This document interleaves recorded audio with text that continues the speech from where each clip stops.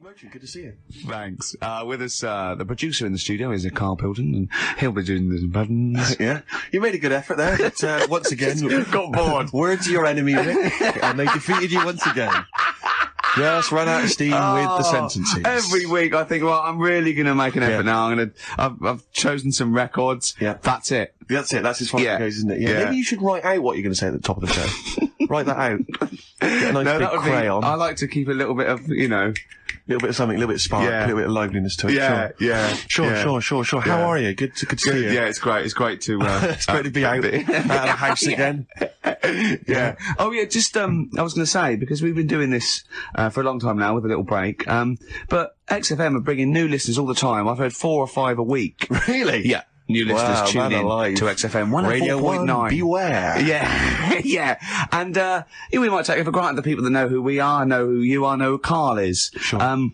Now, if you're a regular, then you know exactly who we are. But, for those of you who don't, I'm Ricky Gervais. Ricky Gervais, BAFTA award-winning actor and writer. Steve Merchant, all those. A friend of yours. Yeah, yeah. And this is the important thing.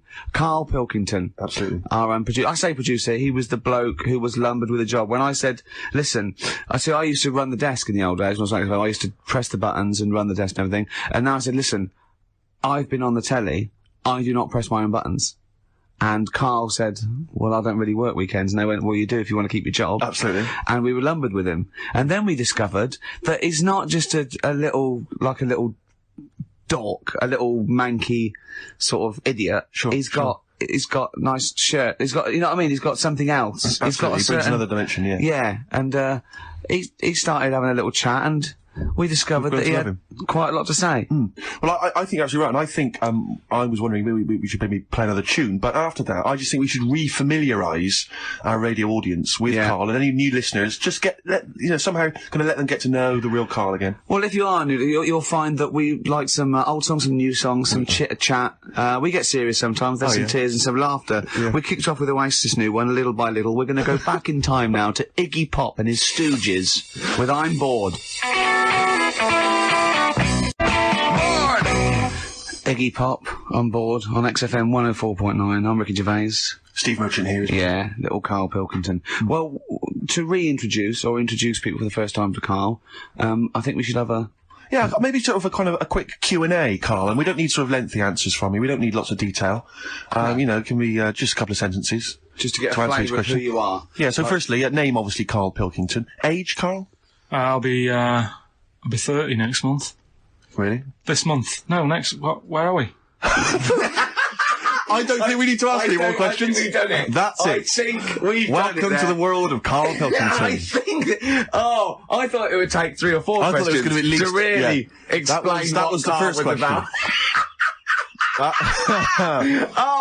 Absolutely God. incredible. But we can't really leave it there because we haven't got enough else to do to fill up the 2 hours. So let's pursue this line of inquiry. Yeah. Age? What was the age, Karl? In a couple of months. When were you born? I'll be 72. Right. What month? What day? I'm on the cusp. You're on the cusp of a day. Well, 23rd of September. Okay. 72. So anyway, okay, right, good. And you were talking there about obviously a star sign where you're on the cusp. Yeah. You believe in that, do you? Nope. You don't believe in star signs? No, not really. But you do believe in ghosts, I understand. No, because the star sign thing, you've got how many different star signs are they? 12, innit? Right, and then you've got like loads of people. Yeah. You do the math. So they're saying that, there's only 12 different sorts of people in the world. Exactly. That's exactly right. It's made up. It's made up nonsense. It's non-science. It's pseudoscience. It's hairy man and dyed hair woman science. Yes. Isn't it? All right. Yeah. Anyway, back to you, Karl. Where were you born? In Manchester. Okay. What GCSE results did you get? I got was it an E? You got an E. You got an E in history. And how did you find out that information? You found out. Because you thought you couldn't remember what you got, you didn't turn up, and you thought you'd done about 3, one of which wasn't history, and actually... I knew I did art. Yeah, you didn't. I'm telling you didn't, because we checked. Yeah. You did 1. You turned up for history, you did history, you got an E in history. I definitely did art. I made a little clay man. Yeah, you got to register for O-levels. You don't just do it and then phone up and say, how was that? And they go, I'm sending you a clay man. See what you think? Send me a grade. Yeah. There's all things, there's forms to fill out and things like that, Carl. Anyway, who was your closest childhood friend? Closest? At what age? Well, when you were young, when you were a I kid. remember this. It's a fella. Is it someone making, isn't it? Well, he wasn't really a close mate. Darren Buckley was me. Darren Buckley? Yeah. He was my Tell us close briefly mate. about Darren. I've forgotten about Darren. He's the one who, all the girls liked him. He had permed hair. He used to have his hair like a footballer. Sure. Were you jealous of him? His dad was a copper. Did you hang around with Darren, like, in the hope of getting maybe his kind of cast-offs? Nah. It's weird with me, and I wasn't that bothered about having loads of mates and that. I had lots of mates, but I could do without them. You had a magpie, didn't you? I was happy playing with my magpie. Yeah, what happened to him? It flew away. Yeah. But I wasn't bothered because it was giving me grief towards the end, wasn't it? It was popping me grifter tyres and that. Yeah, sure. Flying down, pecking my head. Sure. Now, you went to school with a number of different interesting people. Some of whom two were of which, freaks. I understand, had big heads and webbed toes. Is that right? Yet they were not related to each other, and they weren't friends with each other. Why weren't they friends with each other? Because that'd be obvious. Did they wear shoes, or did they walk around in their webbed? Were they good at feet? swimming? I don't know. I don't think they ever went swimming. Did they ever talk? Did they ever look over at each other and think, Yeah, we should hang out more. I told you something in the week as well. There was another lad at school had a pigeon chest. He had a what? Can we come back to this? He had a pigeon I think chest. we should play a record, Carl, because I think we've hooked them now. Yeah. I think There's no one switching off now, Rick. No, play a record. Blur, Coffee and TV.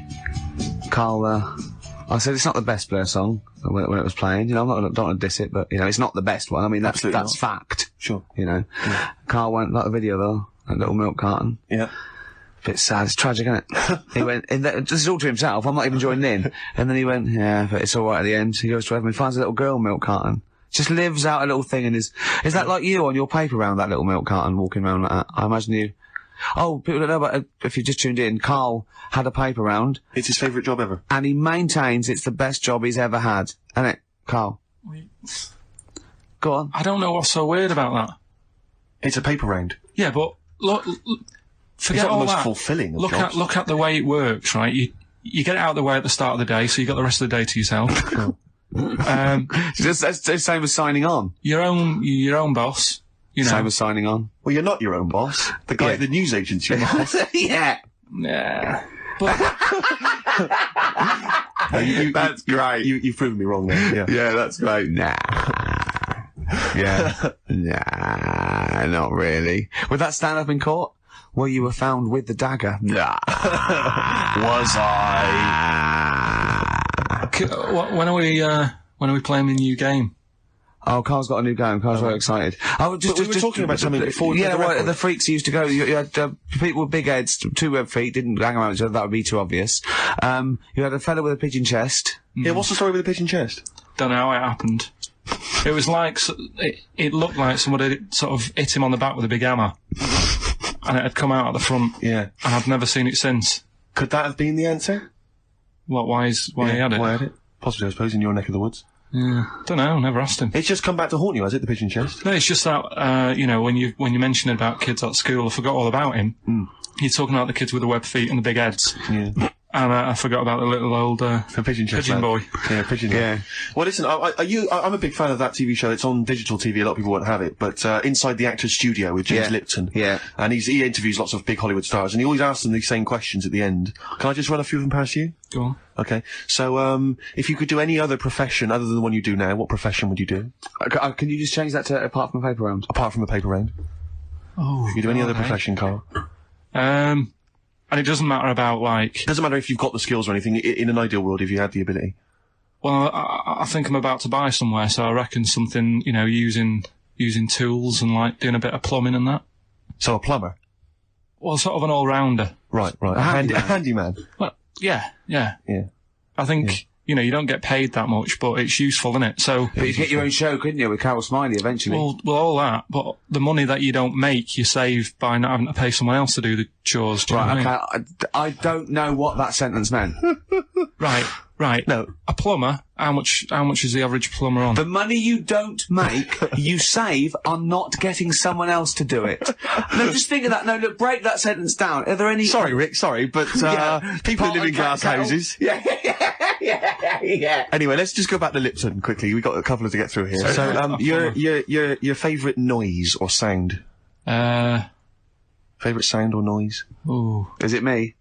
No. It's not me. Hang on a minute. It's not me. Are you sure it's not me, Carl? I like Elvis. Noise. Elvis. In the ghetto. The sound of Elvis. Elvis in the ghetto. Brilliant. Okay. Yeah. And your least favourite noise or sound? I don't think it should really be records and music. Noises, things that you hear at home or whatever. Maybe like a sound of a... The least favourite noise?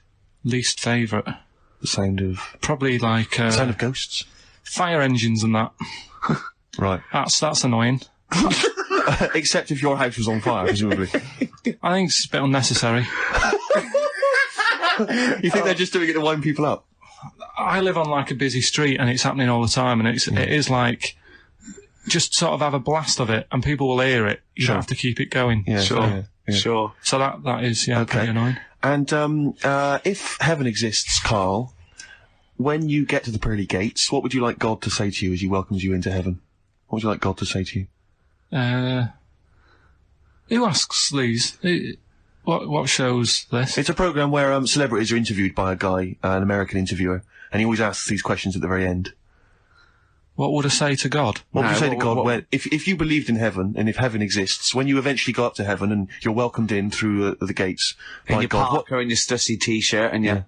What do you want God to say to you as He welcomes you in? Say, alright, don't know, just be friendly.